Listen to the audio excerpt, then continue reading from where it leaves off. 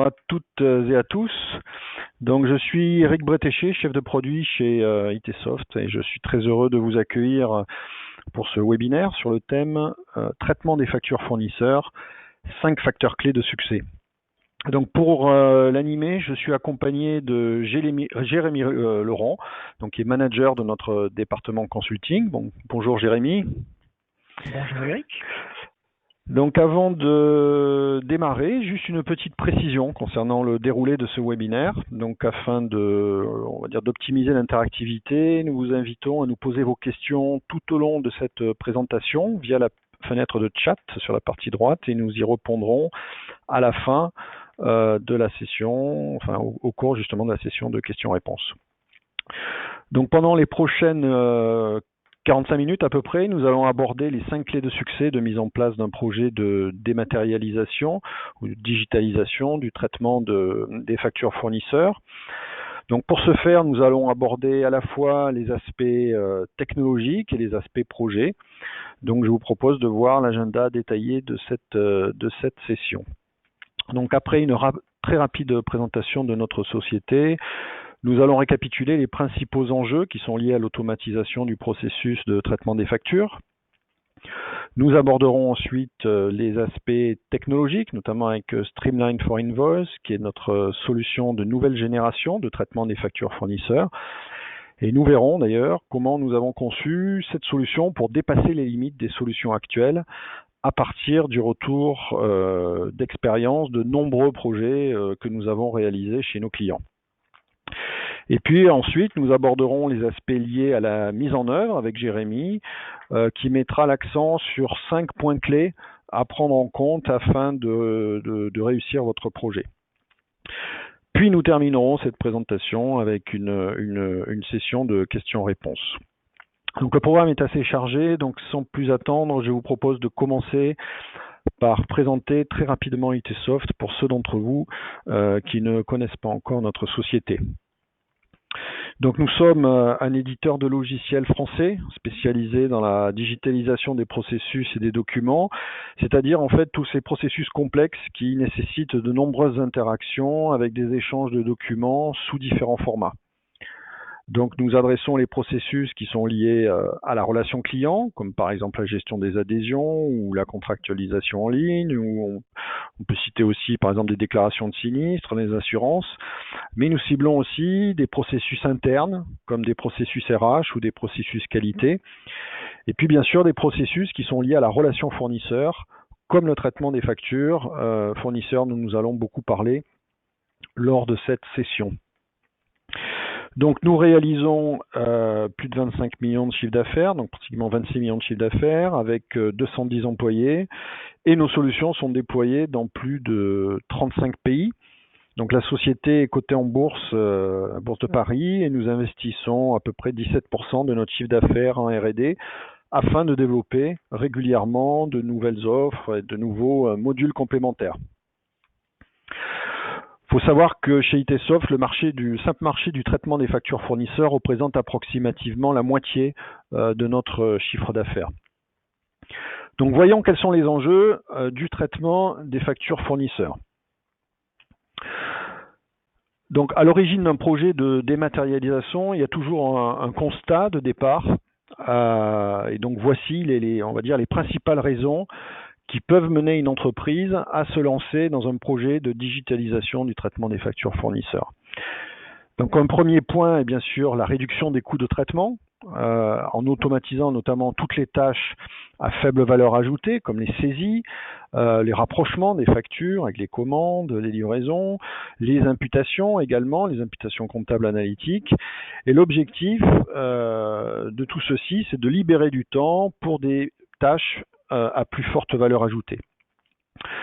Un autre sujet peut être également de vouloir augmenter la productivité des équipes, notamment le nombre de factures traitées par ETP comptable. Donc il est toujours intéressant de se benchmarker pour savoir par exemple, si on est plutôt en capacité de traiter, on va dire, 9000 factures annuelles par ETP, ou si on tourne plutôt à 60 000 factures annuelles par ETP. Donc en termes d'auto-évaluation, c'est toujours intéressant. Un autre point important, c'est également la maîtrise des délais de paiement. Donc il y a une grosse pression du gouvernement sur ce sujet, avec notamment le projet de loi Le Maire, qui vise à réduire les délais de traitement et puis également augmenter les sanctions avec l'utilisation du name and shame, c'est-à-dire la communication publique du nom de votre entreprise comme mauvais payeur si vous ne payez pas vos fournisseurs dans les temps. Alors, au-delà de ça, maîtriser les délais de paiement, c'est aussi, bien entendu, un moyen d'optimiser sa trésorerie sans payer de pénalité, mais en payant, on va dire, les factures à terme, ou, comme on va le voir, éventuellement, de bénéficier d'escomptes pour paiement anticipé. Alors, il est également important de se préoccuper de tout ce qui concerne la conformité réglementaire, par exemple en traçant tous les échanges, les validations qui sont liées au traitement d'une facture, notamment dans le cadre de la mise en place d'une piste d'audit fiable. On pourrait citer également toutes les évolutions réglementaires autour de la copie fiable, par exemple, qui sous certaines conditions permet de supprimer l'original papier d'une facture. Donc la conformité est un aspect important. Et puis il faut aussi pouvoir donner de la visibilité, on va dire à la fois en interne et en externe, mais on va parler de l'aspect interne ici, notamment pour identifier les goulets d'étranglement et optimiser le processus. Et puis enfin, l'automatisation, bien entendu, de ce processus doit permettre de réduire les erreurs, réduire les doubles paiements ou les cas de fraude. Donc, comme je le disais, il est toujours intéressant de s'auto-évaluer, de se benchmarker par rapport aux meilleures pratiques du marché. Donc, je vous propose pour cela de regarder quelques éléments quantitatifs basés sur une étude du cabinet Ardent Partners. Donc, on voit ici déjà un écart de coût de l'ordre de 1 à 5 entre les meilleurs élèves, on va dire, et l'ensemble des organisations interrogées.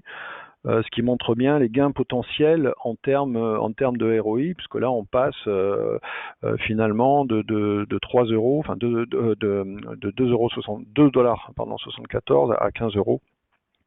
Donc un écart important. Un autre point à noter ici, c'est le temps moyen de traitement d'une facture, c'est-à-dire le temps entre la réception de la facture et sa mise en paiement. On voit également que ce temps peut être considérablement réduit. Donc la maîtrise des délais de paiement, comme on le disait, ça permet bien évidemment d'éviter les retards de paiement, mais également d'optimiser sa trésorerie en jouant justement sur les escomptes pour paiement anticipé.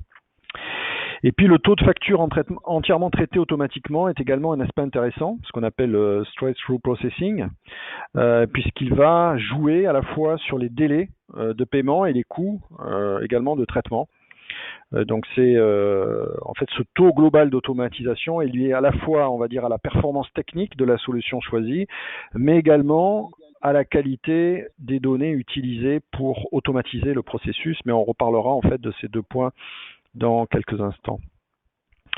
On peut voir aussi ici la proportion de factures envoyées électroniquement, qui est un point également à prendre en compte. Alors lorsqu'on parle de facture électronique, il faut savoir qu'il y a différentes formes de facture électronique, puisqu'il y a bien entendu l'EDI, donc cet échange de format d'informations de facture au format structuré, mais la facture électronique, c'est aussi des PDF qui peuvent être envoyés par mail, ou même la facture hybride, qui intègre à la fois l'image de la facture, l'image et les données de la facture, comme c'est notamment le cas pour FactureX. Donc pour ceux d'entre vous qui ne connaissent pas FactureX, je vous invite d'ailleurs à regarder un webinar que nous avons organisé sur le sujet et qui est disponible en replay sur notre site web. Donc il faut aller dans la rubrique ressources et événements et vous trouverez là tous nos webinars et nos replays.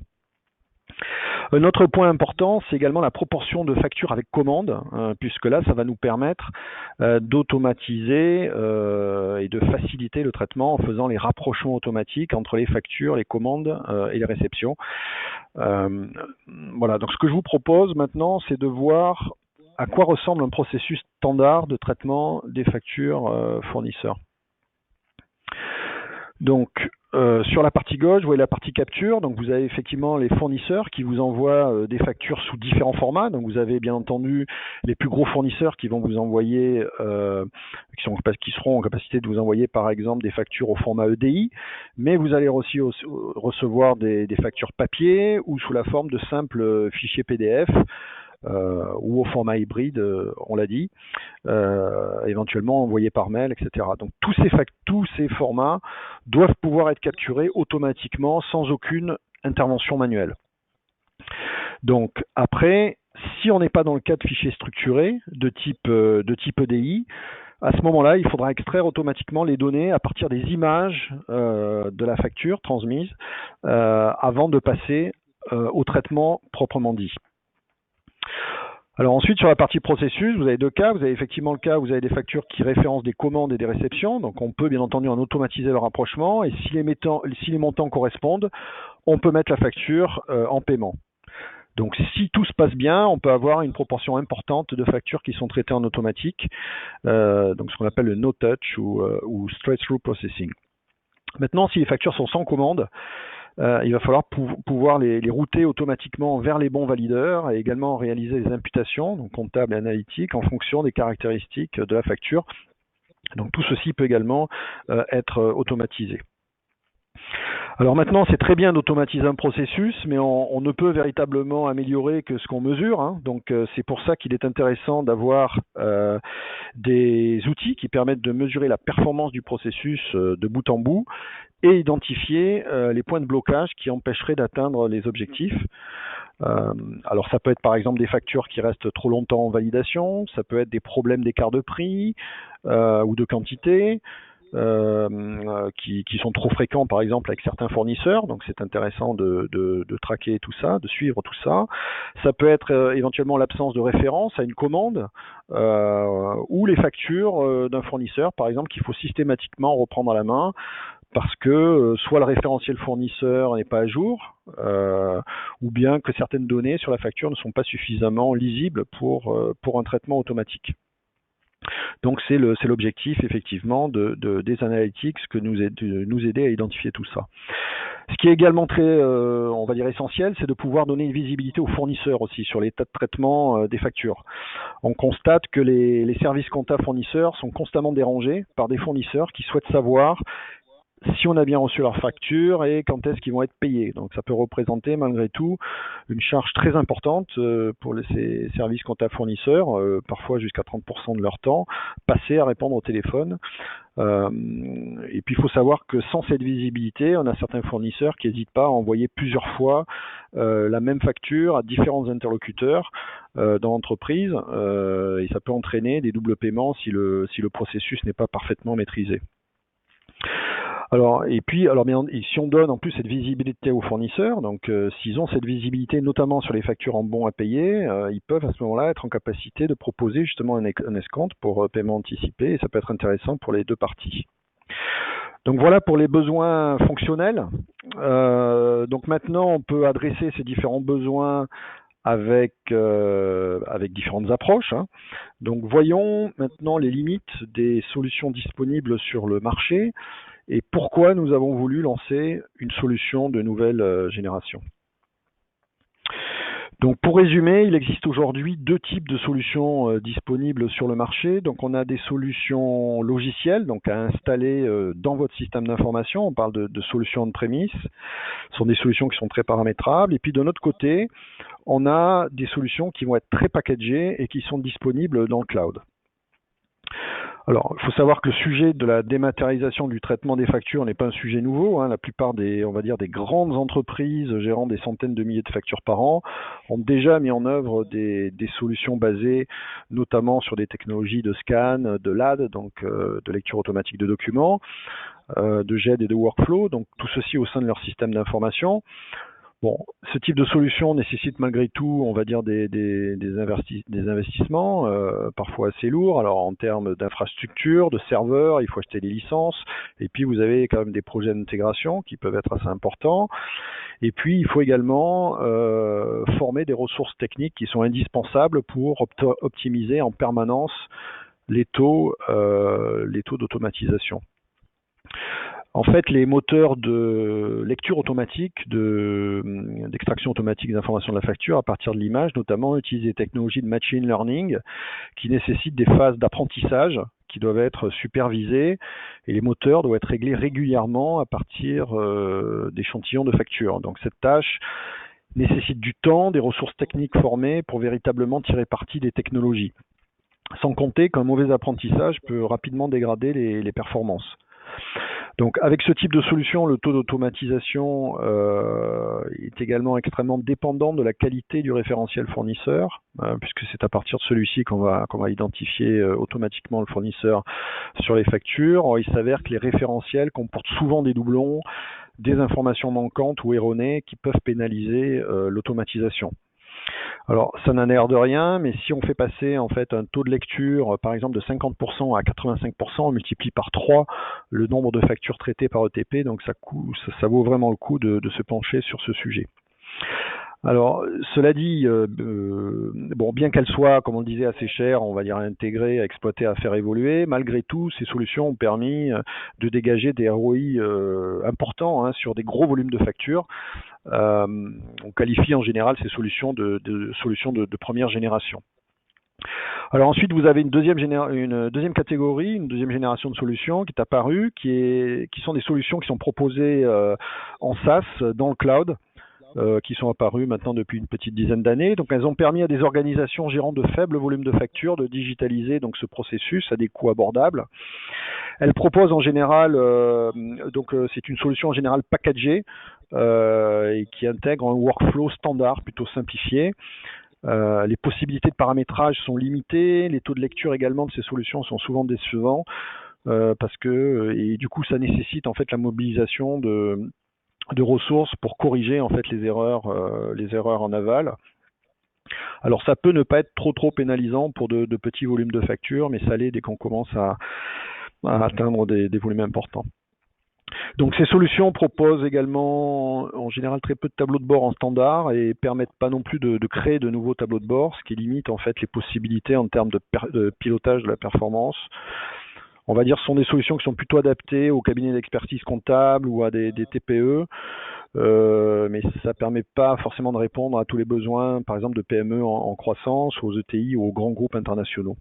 Donc afin de dépasser ces limites, ITsoft a lancé Streamline for Invoice, donc c'est une solution disruptive, on va dire, de traitement de factures fournisseurs. Donc en capitalisant sur les centaines de projets qu'ITsoft a menés dans des contextes très variés dans tous les secteurs d'activité, donc on a développé cette solution qui est une solution cloud de dernière génération et qui propose des processus génériques qui sont hautement personnalisables avec une richesse fonctionnelle qui permet véritablement de s'adapter aux besoins de chaque entreprise. Donc on peut gérer les acomptes, les conversions de devises de référence, notamment pour les montants de factures dans les workflows. On peut gérer tous les types d'avoirs, on peut faire des imputations, des validations en parallèle. Donc on a vraiment toute la richesse, on a vraiment capitalisé sur ce retour d'expérience de tous ces projets pour intégrer toutes les fonctionnalités indispensables à quelle que soit la taille et l'organisation de chaque entreprise. Sur la partie taux de lecture également, on a développé un tout nouveau service qu'on appelle la CAS, la Capture as a Service, qui est un service cloud de lecture automatique des factures dans le cloud, donc opéré entièrement par ITsoft et qui permet d'obtenir les meilleurs taux de lecture du marché sans aucun effort de paramétrage de la part des clients. Et puis en termes de connexion également au niveau des ERP, donc la plupart des solutions cloud aujourd'hui proposent des connexions via des échanges de fichiers. C'est une connexion qui est dite asynchrone, donc elle est beaucoup plus simple à mettre en œuvre, mais elle n'utilise pas forcément des contrôles qui sont déjà présents dans les ERP comme SAP et Oracle, ce qui fait qu'au moment de l'intégration des factures dans l'ERP, on va avoir un certain nombre d'erreurs qui doivent être traitées manuellement. Donc d'où l'intérêt des connecteurs synchrones qui permettent d'éviter en fait ces erreurs puisque on réutilise les contrôles qui sont déjà présents dans l'ERP. Et puis un aspect important en termes de pilotage de la performance, la solution embarque un module Analytics, un module qui permet de faire des tableaux de bord et de la data vise. et qui propose en fait en standard tous les indicateurs nécessaires pour piloter le processus de bout en bout. Il permet également de concevoir, adapter et déployer très facilement des tableaux de bord personnalisables sans avoir besoin forcément de passer par l'informatique comme c'est le cas avec les outils classiques de BI. Donc c'est d'ailleurs ce sujet, les KPI, c'est un point essentiel que nous couvrirons plus en détail lors d'un prochain webinar. Donc voilà, donc j'en ai fini pour la partie, on va dire, technologique. Je vais maintenant passer la parole à Jérémy Laurent de notre département consulting qui va vous faire un focus donc sur 5 points clés qui feront la différence pour que votre projet soit une réussite. Jérémy, c'est à toi. Très bien, merci Eric. Alors effectivement, quels sont, selon nos expériences projet, les 5 facteurs clés de succès de votre projet? Donc il faut avoir conscience pour pouvoir bien le mener. Première règle, définir des objectifs bien clairs et cohérents. Donc vous avez décidé de vous lancer dans ce projet de dématérialisation des factures. Et la bonne question à vous poser, c'est bien celle-là. Avez-vous bien défini et ordonné les objectifs que vous souhaitiez atteindre? Quels sont les éléments qui vous permettront de savoir si votre projet est une réussite ou pas?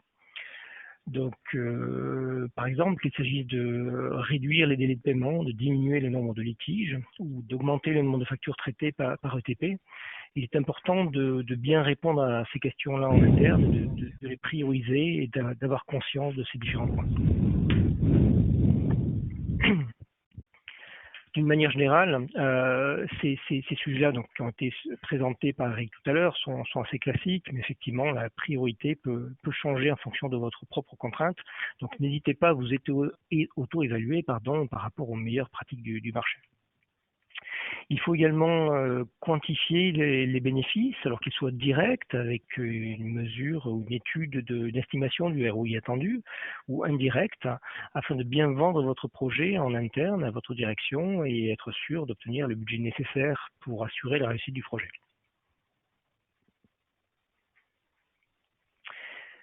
Deuxième règle, il faut bâtir une équipe projet transverse avec le support de la direction générale. Effectivement, la digitalisation du processus Purchase to Pay implique des changements dans la méthode de travail, par exemple moins de saisie, plus d'analyse, parfois dans l'organisation, par exemple la mise en place d'un CSP. Il est important de vous assurer du support de votre direction pour pouvoir vraiment mettre en place de façon efficace ces actions transverses. Deuxième point, communiquer clairement sur les objectifs du projet. Et bien identifier les changements à venir, informer dessus, les bénéfices attendus.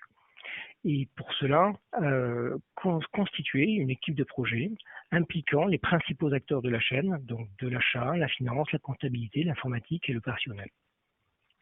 Et en dernier lieu, effectivement, identifier des personnes clés, les key users, qui vont être les personnes primordiales qui vont suivre la mise en place du projet de A à Z et qui vont jouer un rôle d'accompagnement important auprès de vos utilisateurs finaux.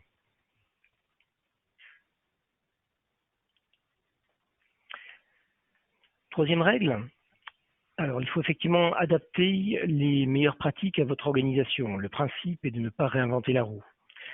Standardiser vos processus à partir des meilleures pratiques. Les 2 grosses erreurs classiques à éviter à ce stade sont de vouloir à tout prix automatiser les processus actuels ou au contraire de choisir une solution bien packagée mais qui pourrait être trop fermée et qui vous imposerait un workflow prédéfini avec peu de marge de personnalisation. Donc préférez plutôt une solution qui vous propose des processus génériques que vous pourrez adapter à vos besoins. Et gardez bien en tête vos objectifs. Par exemple, si vous augmentez le nombre de factures traitées par ETP, soyez vigilant sur les taux de lecture de la solution choisie.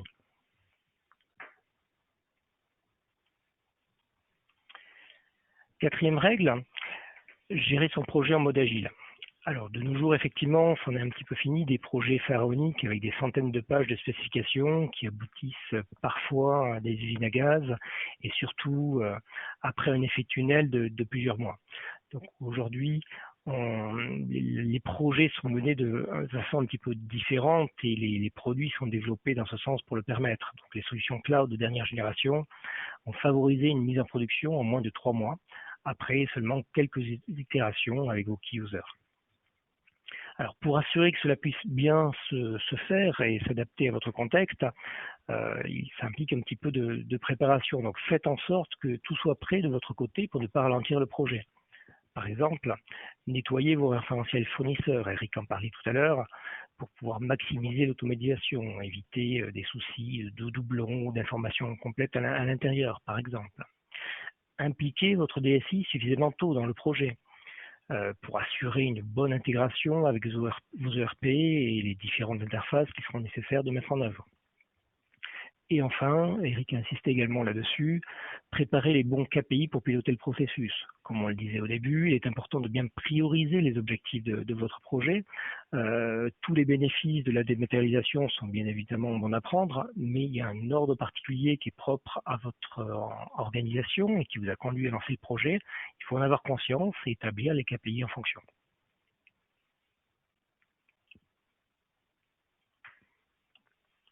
Très bien. 5e règle d'or, intégrer les fournisseurs dans le projet. Donc, vous travaillez effectivement avec des documents qui proviennent de vos fournisseurs et il est important de bien partager et communiquer avec eux. Cette mise en place de processus digital va apporter de nombreux bénéfices pour eux également. Donc la réduction des délais de paiement, la visibilité pour eux de l'état de traitement des factures, la résolution plus rapide des litiges éventuels grâce aux fonctions collaboratives via des consultations sur portail.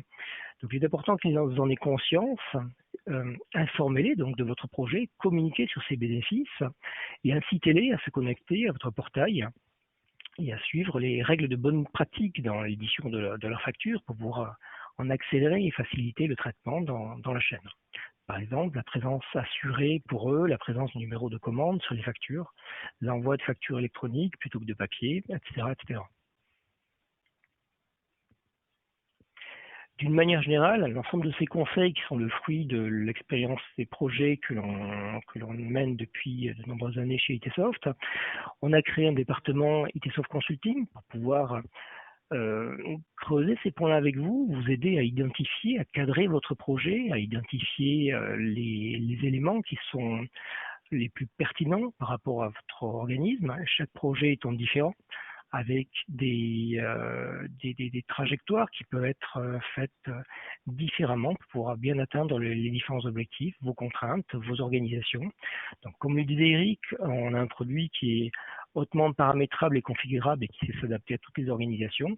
Donc, le point clé pour pouvoir bien le mettre en œuvre dans votre organisme, c'est de pouvoir bien vous accompagner en amont pour vous guider sur la meilleure implémentation possible, éventuellement avec des paliers dans le temps, s'il s'agit par exemple d'accompagner l'humain au changement, si ce sont des populations qui ne sont pas du tout habituées à travailler sur du digital et sur du papier. Donc on sera même éventuellement vous proposer des conseils pour pouvoir dérouler votre projet par rapport à ça. Parfait, donc on arrive maintenant à l'issue de la présentation et nous allons passer donc à la session de questions-réponses. Alors on va regarder si vous avez déjà soumis quelques questions. Alors on a deux, alors effectivement 2 questions qui sont. Alors c'est plutôt des questions liées à la techno là, je vois. Est-ce qu'on peut traiter tous les formats de facture avec la même solution? Oui, alors j'ai essayé de le présenter tout à l'heure, alors je suis passé un peu rapidement dessus, mais effectivement l'objectif du module de capture, c'est de pouvoir en fait traiter tous les formats en fait, hein, c'est-à-dire à la fois des factures qui arrivent au format papier qui sont numérisées, des formats de factures qui arriveraient en pièces attachées de mail par exemple, les factures qui arrivent au format EDI. L'idée ensuite c'est d'utiliser bien entendu le même processus de traitement, quels que soient les formats de factures reçus. Alors ensuite, Une autre question. Donc, est-ce que vous réalisez vous-même l'accompagnement dans les projets? Je peux peut-être répondre en partie. Alors, effectivement, nous, on a en fait une équipe consulting, une équipe projet. On a aussi des réseaux de partenaires, mais c'est vrai qu'il y a une grosse partie. Enfin, on aime bien aussi sur un certain nombre de projets faire l'accompagnement nous-mêmes. Je te laisse répondre. Alors on propose donc tout à fait, on propose très souvent un engagement forfaitaire sur les projets que l'on réalise. Donc c'est une équipe IT Soft qui va prendre en charge le projet, animé par une gestion de projet et des ingénieurs de projet de notre côté, et les équipes dont on parlait tout à l'heure chez vous, qui vont permettre de bien définir de A à Z l'ensemble. Donc du cadrage en amont du projet, puis ensuite sur le déroulement du projet lui-même. Donc ça fait partie effectivement des éléments clés de succès d'un projet, une bonne gestion centralisée avec une communication claire. Ok, merci Jérémy. Une autre question sur les formations. Est-ce que c'est des formations inter-entreprises ou est-ce que c'est des formations spécifiques? Alors, on propose les deux types de formations. On a des sessions inter-entreprises dans nos locaux IT Soft et on fait des sessions régulières. Il suffit de s'y inscrire pour pouvoir avoir une version générique de la formation sur nos modules. Et dans le cadre des projets forfaitaires, on propose très souvent également des versions personnalisées où là, on aura adapté le vocabulaire, les termes, les traitements à votre infrastructure et à votre métier pour pouvoir s'adresser de façon plus précise à vos utilisateurs clés.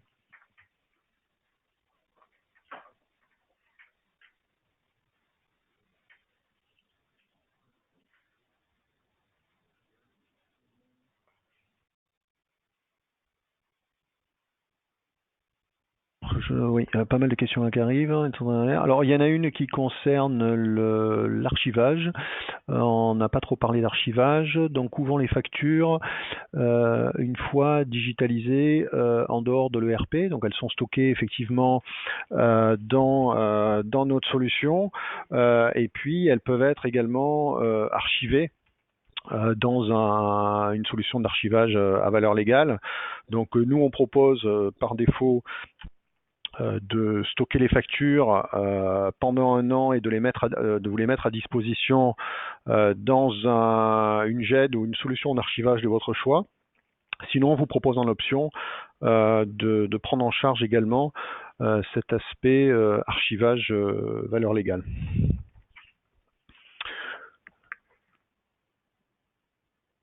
Alors, une question sur le pricing, le coût moyen d'un tel investissement. Alors, ça, c'est difficile de répondre comme ça sur les aspects tarifs et coûts.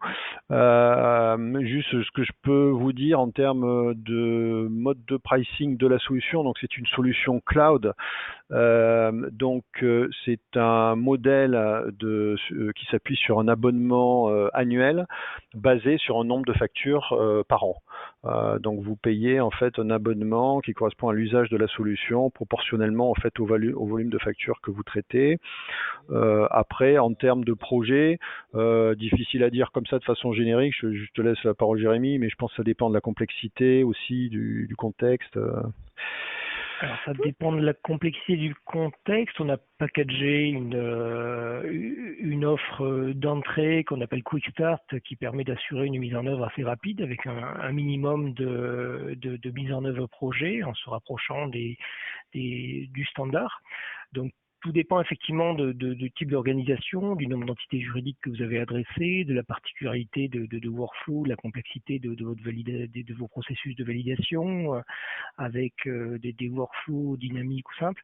Mais d'une manière générale, on a packagé une offre qu'on appelle Quick Start en moins d'une trentaine de jours pour pouvoir arriver dans des délais assez rapides à mettre en œuvre un premier niveau de solution en production et qui reste évolutif par la suite si on veut rajouter ou complexifier les choses.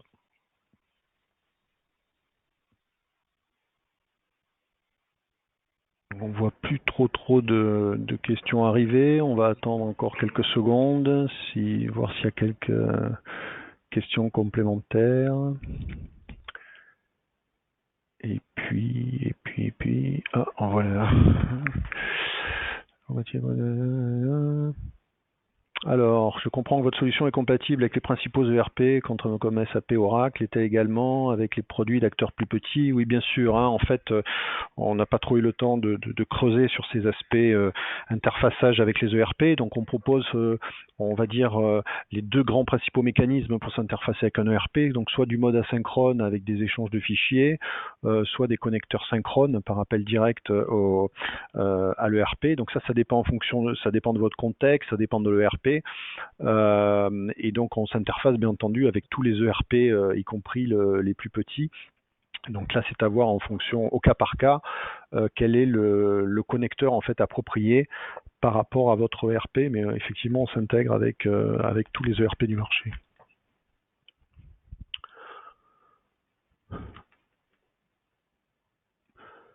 Alors après, il y a pas mal de questions. Une question par rapport, toujours la capture. Est-ce que vous traitez automatiquement les pièces attachées de mail? En fait, oui. Alors je suis passé rapidement dessus, mais effectivement, l'intérêt du module de capture mail, c'est de pouvoir automatiquement extraire les pièces attachées du mail, vérifier qu'il s'agit bien d'une facture, et puis ensuite intégrer directement la facture dans la chaîne pour extraire automatiquement les informations et la traiter comme n'importe quel autre type de facture reçue. Voilà, donc nous arrivons maintenant, on va dire, à l'issue de la présentation. Donc je pense qu'il y a encore quelques questions qui arrivent. Ce que je vous propose, c'est effectivement de répondre par retour de mail. Donc il nous reste à vous remercier pour votre participation à ce webinaire et nous vous donnons rendez-vous sur un de nos prochains événements. Merci à vous, bonne journée et à très bientôt. Au revoir. Au revoir.